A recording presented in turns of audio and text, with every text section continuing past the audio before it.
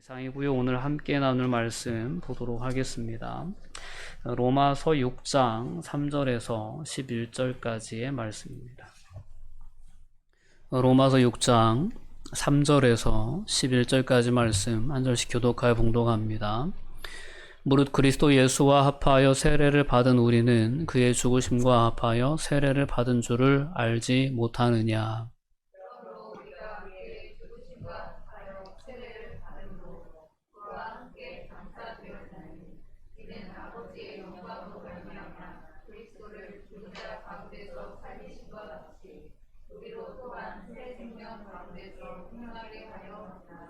만일 우리가 그의 죽으심과 같은 모양으로 연합한 자가 되었으면 또한 그의 부활과 같은 모양으로 연합한 자도 되리라. 우리가 알거니와 우리의 옛사람이 예수와 함께 십자가에 못 박힌 것은 죄의 몸이 죽어 다시는 우리가 죄에게 동노릇하지 아니하려 하느니 이는 죽은 자가 죄에서 벗어나 의롭다 하심을 얻었음이라.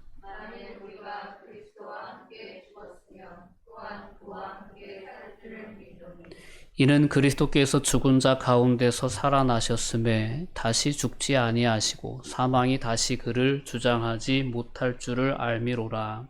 그가 죽으심은 죄에 대하여 단번에 죽으심이요 그가 살아계심은 하나님께 대하여 살아계심이니 이와 같이 너희도 너희 자신을 죄에 대하여는 죽은 자요 그리스도 예수 안에서 하나님께 대하여는 살아있는 자로 여길지어다. 아멘.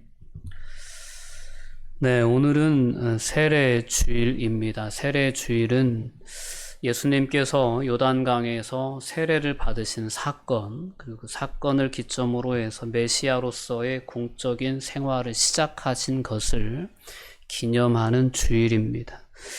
또한 모든 그리스도인들 역시 세례를 받고 그리스도인이 되죠. 그래서 그리스도인들에게는 이 세례 주일이 가지고 있는 의미는 이 세례의 의미, 그리고 세례를 받을 때에 우리가 가졌던 그 신앙의 고백들을 다시 한번 점검하는 그러한 의미가 있는 주일이기도 합니다.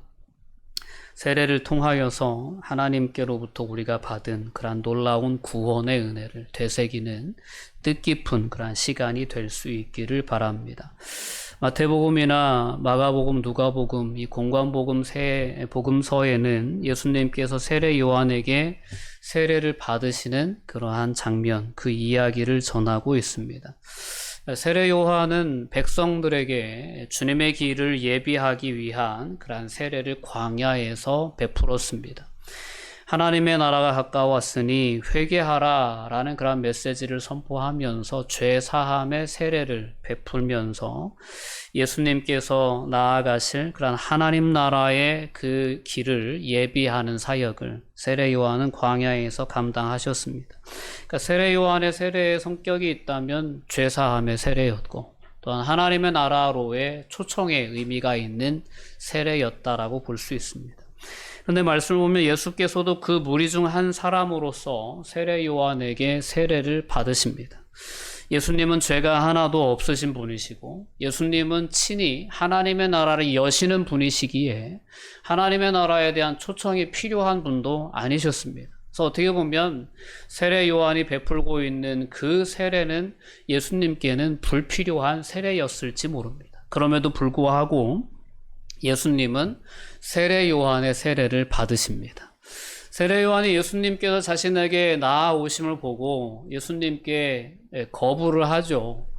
제가 예수님께 세례를 받아야 될 것인데 예수님께서 어찌 제 세례를 받으실 수 있겠습니까? 그러자 예수님께서 하신 말씀이 우리가 이렇게 하여야 하나님의 뜻이 이루어질 수 있다라고 하면서 예수님은 겸손히 죄인의 하나처럼 자신의 몸을 낮추시고 세례 요한이 베푸시는 그 죄사함의 세례를 받으시게 됩니다.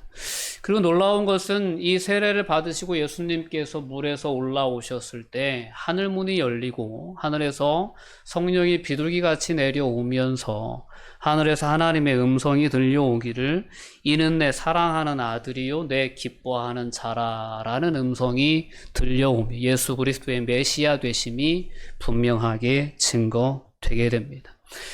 자, 예수님께서 받으신 세례는 어떤 의미가 있는 세례였을까? 우리가 먼저 생각해 볼 수 있기를 바랍니다.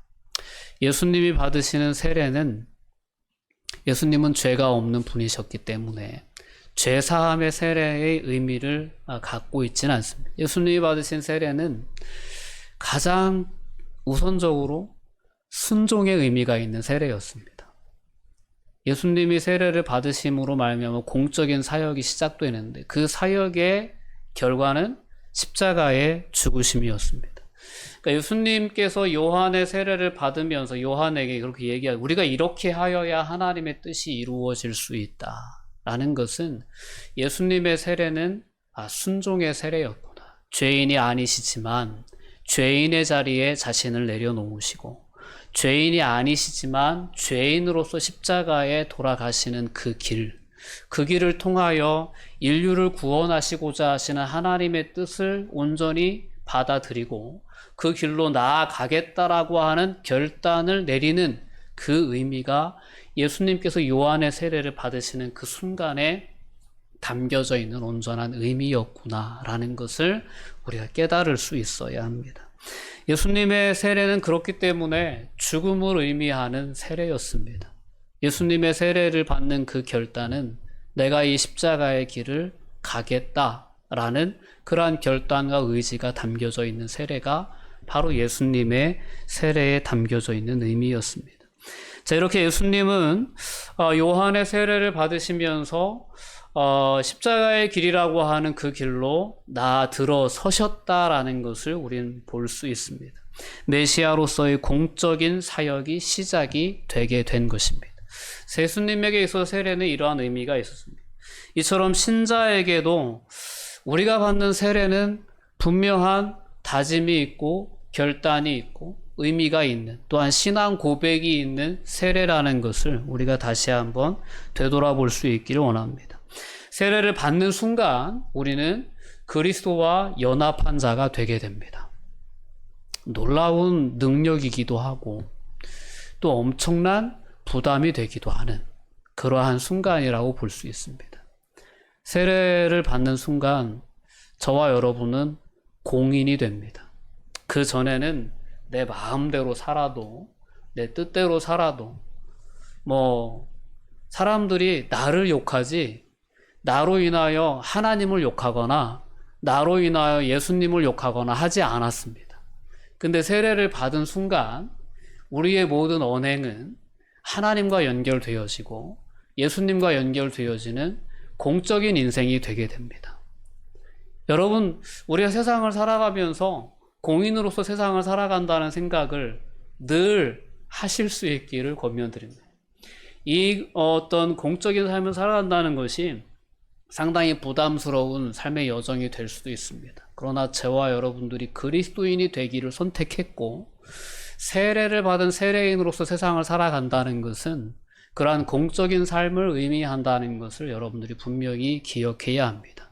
예수님이 요한의 세례를 받으시면서부터 공적인 사역이 시작된 것처럼 우리 그리스도인들도 세례를 받으면서 이제는 내가 내 삶의 주인이 아니고 예수님이 제 인생의 주인이 되십니다라는 그런 고백을 가지고 이제 우리가 세례를 받지 않습니까?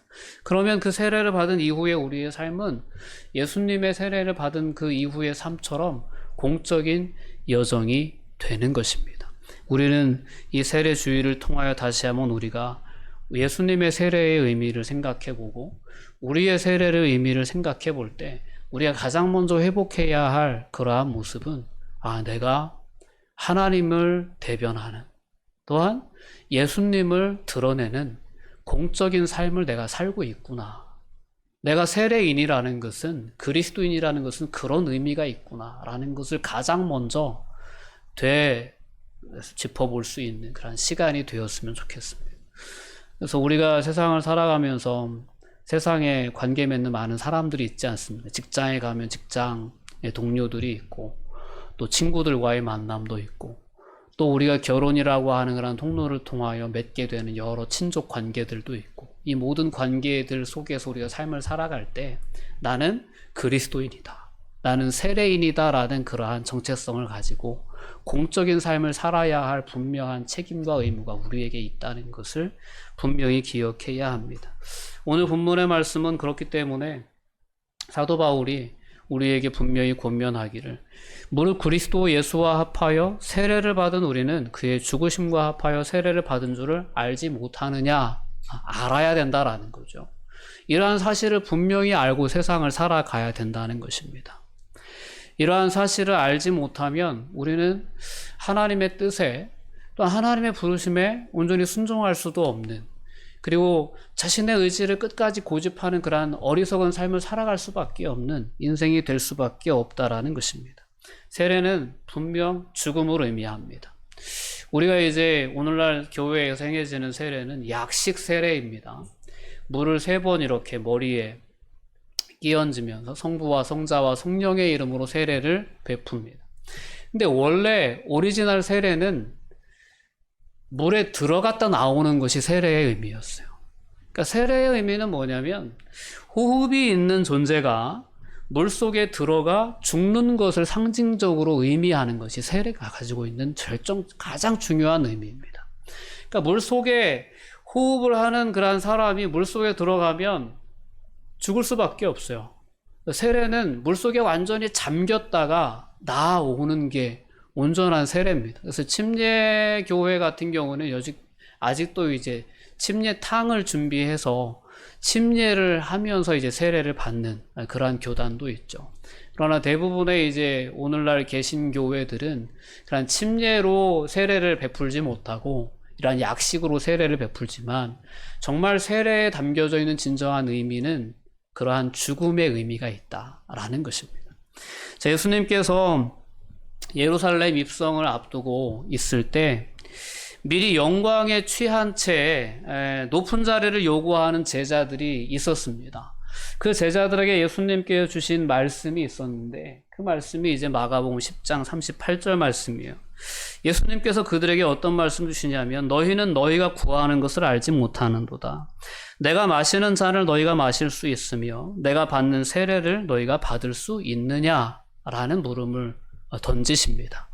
여기서 내가 받는 세례, 이 세례가 의미하는 것이 있다면 바로 십자가의 죽음입니다. 그러니까 예수님의 세례는 죽음의 세례였어요. 요단강변에서 세례 요한의 세례를 받을 때에도 하나님의 이 뜻, 십자가를 바라보면서 내가 십자가의 길을 결단합니다 라는 그런 순종의 세례를 받으셨죠. 근데 오늘 마가복음 10장에서 제자들에게 예수님께서 표현하신 이 세례에 담겨져 있는 의미도 바로 십자가의 죽음으로 의미하는 거예요. 우리가 이 제자들의 모습처럼 세례가 가지고 있는 진정한 의미에 대해서 우리가 생각해 보지 않고 그 세례에 담겨 있는 온전한 신앙의 고백을 유지하지 못한 채 세상을 살아가다 보면 우리도 끊임없이 이 어리석은 제자들처럼 세상의 영광을 구할 수밖에 없다라는 것입니다. 하나님, 제가 하나님 뜻대로 살겠습니다 라고 이렇게 고백하며 세례를 받아놓고, 하나님, 제 뜻대로 되게 해주세요, 이런 삶을 살아갈 수밖에 없다라는 것입니다.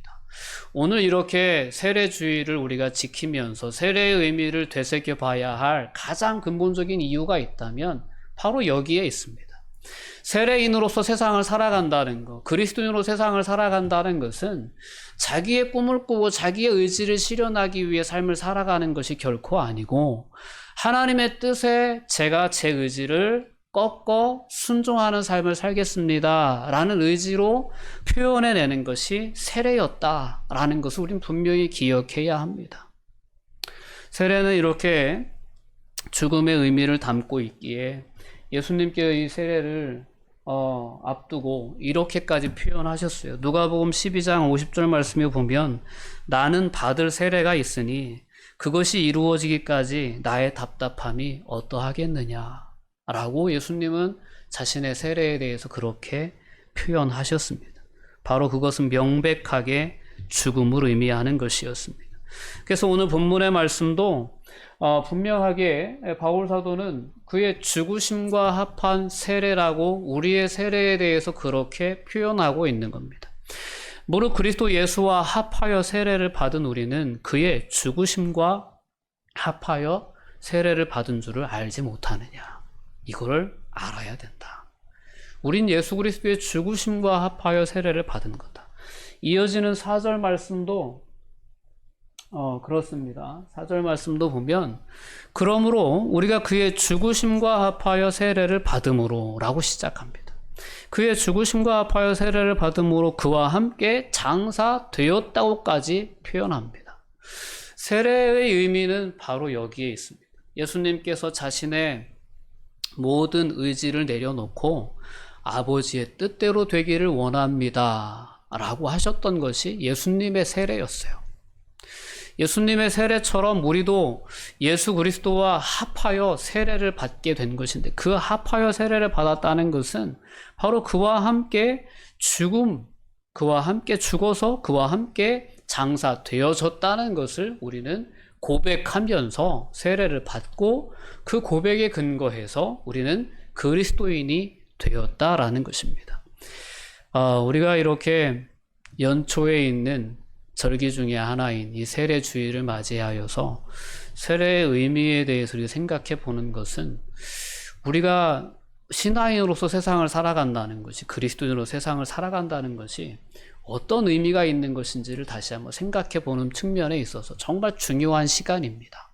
오늘 말씀을 통해서 우리가 그의 죽으심과, 즉 예수 그리스도와 합하여 세례를 받았다는 것이 얼마나 이것이 중요한 의미인가를 다시금 분명히 되돌아볼 수 있었으면 좋겠습니다.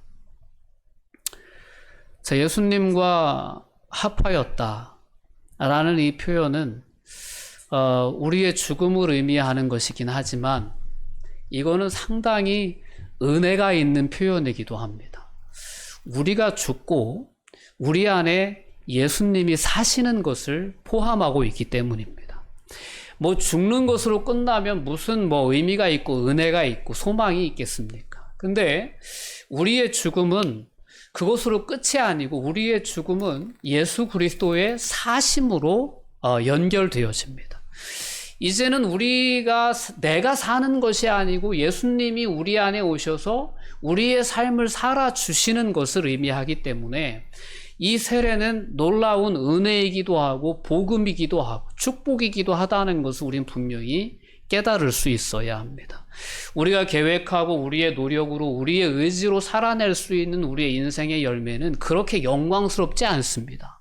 그러나 예수님께서 우리 안에 오셔서 우리의 삶의 주인이 되어주시고, 예수님께서 가지고 계신 그 선한 의지와 계획을 가지고 우리의 삶을 이끌어 가실 때에는 그 열매는 정말 영광스러운 열매로 이어질 수 있다라는 것입니다. 우리는 이것을 바라볼 수 있어야 합니다. 우리가 예수 그리스도와 연합한 자가 되었다는 것은 이런 의미에서 복음이고 축복이고 영광입니다. 이러한 분명한 믿음의 고백이 우리 안에 회복될 수 있었으면 좋겠습니다. 나는 그리스도에게 속한 자다. 그리스도와 연합한 자다. 이제는 이 연합한 자가 되었기 때문에 이제는 내게 있는 능력은 예수 그리스도의 능력이고, 우리에게 사랑이 부족하다고 한다면 우리는 예수 그리스도의 사랑의 능력을 덧입을 수 있고, 모든 것이 예수 그리스도가 가지고 있는 모든 것이 우리의 것이 되는 놀라운 은혜를 누리게 되는 것이 바로 이 연합의 관계입니다. 나는 포도나무고 너희는 가지다 라는 그런 요한복음의 말씀은 그런 어떤 은혜를 우리에게 분명하게 얘기해줘요. 이렇게 연합한 자가 되었다. 즉 세례를 통하여서 우리는 그리스도와 연합한 자가 되었다는 것은, 세례를 통하여 우리는 엄청나게 놀라운 능력과 은혜 안에 들어가게 되었다라는 것입니다. 예수 그리스도의 생명이 우리의 생명이 되었고, 예수 그리스도의 능력이 나의 능력이 되었고, 예수 그리스도의 사랑이 나의 사랑의 능력이 되었다는 것을 우리는 분명히 기억해야 합니다. 세상을 살아가면서 우리가 이제 세례를 받음으로 그리스도인이 되었다는 것은 공적 인생이 되었다는 것을 의미한다고 말씀드렸어요. 그 공적 인생은 우리의 능력으로 살아가는 것이 결코 아니라는 것입니다. 우리 안에 오신 예수 그리스도의 능력으로 그 삶을 살아갈 수 있는 것입니다. 여러분, 그 능력으로 설 수 있는 이 한 해가 될 수 있기를 바랍니다. 이 세례의 의미를 바르게 깨닫고, 정말 우리가 하나님 앞에 가져야 할 바른 신앙 고백 위에 우리가 서서 이 한 해의 삶을 살아갈 수 있기를, 즉 공적 인생을 살아갈 수 있기를. 그래서 나의 삶을 통하여 하나님의 이름이, 예수 그리스도의 이름이 세상에 증거되어질 때 그 이름의 욕을, 그 이름의 어떻게 보면 영광을 가리우는 삶의 통로가 아니라 그 이름의 영광을 드러내는 삶의 통로로 우리가 공적인 사역을 온전히 감당할 수 있는 이 한 해가 될 수 있게 해달라는 그러한 간절한 사모함이 우리 안에 있었으면 좋겠습니다. 저와 여러분은 그리스도와 연합한 자입니다. 그리스도의 능력, 그리스도의 사랑, 그리스도의 그 생명을 힘입었기 때문에 우리는 하나님을 기쁘시게 하는 열매를 맺을 수 있는 그러한 존재가 되었다는 것을 분명히 기억하고 그러한 바른 신앙 고백 위에 저와 여러분의 삶을 세워나갈 수 있기를 바랍니다. 여러분, 우리는 그리스도와 합하여 그리스도와 함께 십자가에 죽었고 그리스도와 함께 장사 지낸 바 되었던 그러한 존재였다는 것을 우린 분명히 믿음으로 고백하며 설 수 있기를 바랍니다. 만일 우리가 그리스도의 죽으심과 같은 모양으로 연합한 자가 되었으면 이 뒤에 부분이 참 중요한 거예요. 우리 5절 말씀 같이 한번 읽어볼게요. 만일 우리가 그의 죽으심과 같은 모양으로 연합한 자가 되었으면 또한 그의 부활과 같은 모양으로 연합한 자도 되리라. 아멘. 이 부분입니다. 이 부분이 은혜고 이 부분이 축복이에요. 이 부분이 진정 복음입니다. 예수 그리스도와 연합한 자가 되었으면 죽음에만 연합한 것이 아니고 그의 부활에도 연합한 자가 된다라는 것입니다. 그러나 결정적으로 중요한 것이 있다면 죽지 않으면 부활도 없다라는 거예요. 죽음이 없이 어찌 부활이 있을 수 있겠습니까? 근데 우리가 진정으로 우리의 어떤 죽음에 대한 그러한 고백, 신앙의 고백을 우리가 품고 살아가지 못하면 부활에 대한 신앙 고백 역시 흔들릴 수밖에 없다라는 것을 분명히 깨달을 수 있어야 합니다. 우리가 세상을 살아가면서 그리스도인으로서의 세상을 살아가면서 우리가 죽어지지 못하고 끊임없이 내 뜻과 내 의지를 쫓아 삶을 살아가는 자들에게 부활의 소망이 있을 수가 없습니다. 부활의 소망은 흔들릴 수밖에 없다라는 것을 분명히 기억해야 합니다. 그러나 우리가 예수 그리스도와 연합하여 그의 죽으심과 같은 모양으로 연합한 자가 분명히 되었다면 우리가 품을 수 있는 그러한 분명한 소망이 있는데 그의 부활과 같은 모양으로도 연합한 자가 될 것이다 라는 소망입니다.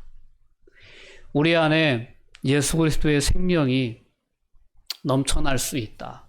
예수 그리스도의 생명이 내 안에 함께 있다라고 고백할 수 있는 그리스도인이라면 그들은 그 전제가 이미 나는 그리스도와 함께 십자가에 죽었다라고 하는 분명한 믿음의 고백이 있을 때 그때 이제 내 안에는 예수 그리스도의 생명이 충만하다라고 고백할 수 있는 겁니다.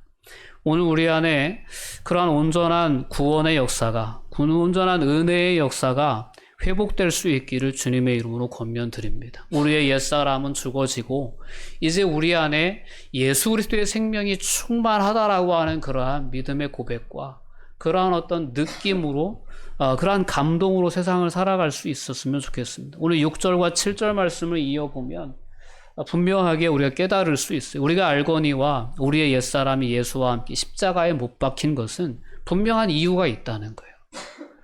우리가 함께 못 박힌 것은 이유가 있는데 그것은 뭐냐면 죄의 몸이 죽어 다시는 우리가 죄에게 종로로 타지 아니하려 합니다. 우리가 왜 십자가에서 예수님과 함께 죽어야 되느냐? 왜 예수님께 십자가에 죽으신 것이 예수 그리스도의 그 혼자만의 죽음이 아니고 예수 그리스도를 나의 구주로 고백하는 모든 그리스도인들의 죽음을 의미하는 것이냐? 그것은 바로 여기 죄의 몸이 죽어 다시는 우리가 죄에게 종로로 타지 아니하게 하기 위해서 우리가 예수 그리스도와 함께 십자가에 못 박혀 죽었다라는 신앙의 고백이 우리에게 필요하다라는 것입니다. 여러분, 이 고백으로 살 수 있기를 원합니다. 더 이상 내가 사는 인생이 아니다. 이제는 예수 그리스도로 사는 인생이다. 라고 우리의 삶을 그렇게 여길 필요가 있습니다.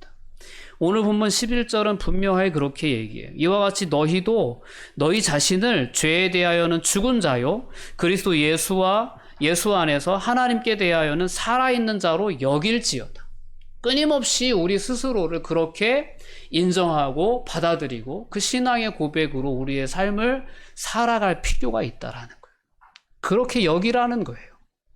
너는 그런 존재라는 것을 하나님이 그렇게 말씀해 주셨으니 그래요 하나님 전 그런 존재예요. 예수 그리스도의 생명으로 사는 존재예요. 그렇게 여기고 그렇게 그렇게 살아가라는 것입니다. 여러분 우리는 예수 그리스도와 함께 십자가에 못 박혀 죽었습니다. 죽은 존재입니다. 그리고 우리는 예수 그리스도의 생명으로 지금 살고 있는 존재입니다. 이 신앙의 고백을 분명히 할 수 있는 믿음의 주인공들이 되기를 원합니다. 세례가 가지고 있는 진정한 의미는 이렇게 예수 그리스도와 연합한 자가 되었다라는 것을 의미합니다. 그 연합은 그의 죽으심과의 연합이고 그 연합은 또한 그의 부활로의 연합입니다. 그의 생명으로의 연합이라는 사실을 우린 분명히 기억해야 합니다. 우리가 그와 함께 장사되었으니 또한 그의 부활과 같은 모양으로 연합한 자도 되리라 라는 것이 우리에게 주신 하나님의 놀라운 약속인 줄 믿습니다. 자, 그렇기 때문에 우리는 예수 그리스도 안에서 새로운 피조물이 될 수 있는 것입니다. 고린도후서 5장 17절 말씀인데 우리 함께 읽어보도록 하겠습니다. 그런즉 누구든지 그리스도 안에 있으면 새로운 피조물이라. 이전 것은 지나갔으니 보라 새 것이 되었도다. 우리는 그리스도와 연합한 자가 되었습니다. 이전에 옛 자아는 죽었습니다. 죄로 인해 늘 괴로워하고 죄책감으로 인해 불안해하고 두려워하는 그러한 삶을 살아가던 옛 사람은 죽은 바 되었고 이제는 우리 안에 함께 하시는 예수 그리스도의 생명과 능력과 사랑으로 인하여서 새로운 삶을 살아가는 새로운 피조물이 되었다는 것을 분명히 기억해야 합니다. 자, 이와 같은 존재로 사람들이 그 거듭남의 의미로 지니고 있는 것이 바로 세례였고 그리고 그러한 거듭남의 결과로 우리가 함께 가지고 있었던 고백이 바로 그리스도인이라는 고백이었습니다. 자, 우리는 이 고백을 다시 한번 우리의 삶에 회복해 갈 수 있어야 될 줄 믿습니다. 갈라디아서 2장 20절에 바울 사도는 그런 고백을 합니다. 우리 고백을 함께 읽어보도록 하겠습니다. 내가 그리스도와 함께 십자가에 못 박혔나니 그런즉 이제는 내가 사는 것이 아니요 오직 내 안에 그리스도께서 사시는 것이라. 이게 바울 사도의 고백이었고 또한 이 땅을 살아가는 모든 그리스도인들이 가져야 할 고백인 줄 믿습니다. 오늘 마지막 11절의 본문도 우리에게 분명하게 권면합니다. 우리 함께 읽어봅니다. 이와 같이 너희도 너희 자신을 죄에 대하여는 죽은 자요 그리스도 예수 안에서 하나님께 대하여는 살아있는 자로 여길지어다. 아멘. 살아있는 자로 여기십시오. 그리스도 예수 안에서 하나님께 대하여 살아있는 자로. 예전에는 하나님께 대하여는 다 죽은 자였어요. 죄에 대해 하나님이 심판하시면 다 죽을 수밖에 없는 죄인이었기 때문입니다. 그러나 예수님의 복음은 그런 죄인을 하나님의 자녀로 다시금 새롭게 거듭나게 하신 그러한 사건이었습니다. 그 예수 그리스도와 연합한 자가 되었다면 이제는 우리는 하나님에 대하여 살아있는 자로 우리 스스로를 여길 수 있어야 합니다. 그때 찾아오는 것이 참된 평안이고 그때 찾아오는 것이 하나님의 나라에 대한 분명한 그러한 소망입니다. 여러분, 앞으로의 삶을 신앙 여정을 걸어가면서 내가 세례인이다, 그리스도인이다, 나는 예수 그리스도 안에 연합된 자다, 그리스도와 함께 죽은 자다, 그리스도와 함께 사는 자다라고 하는 이 신앙의 고백을 분명히 가지고 여러분들의 삶을 살아가실 수 있기를 권면드립니다. 그래서 여러분들의 그러한 공적인 그리스도인으로서의 그 삶의 여정이 아름다운 열매들로 채워나갈 수 있는 그러한 여정이 될 수 있기를 주님의 이름으로 권면드립니다. 기도하시겠습니다. 사랑과 은혜가 충만하신 아버지 하나님, 감사와 영광을 돌려드립니다. 오늘 세례의 의미를, 세례가 가지고 있는 그러한 영적인 신앙 고백을 다시 한번 되짚어보고 회복할 수 있는 은혜의 시간 허락하신 것 진심으로 감사합니다. 저희 모두가 진정 예수 그리스도와 연합한 자가 되게 하여 주시옵소서.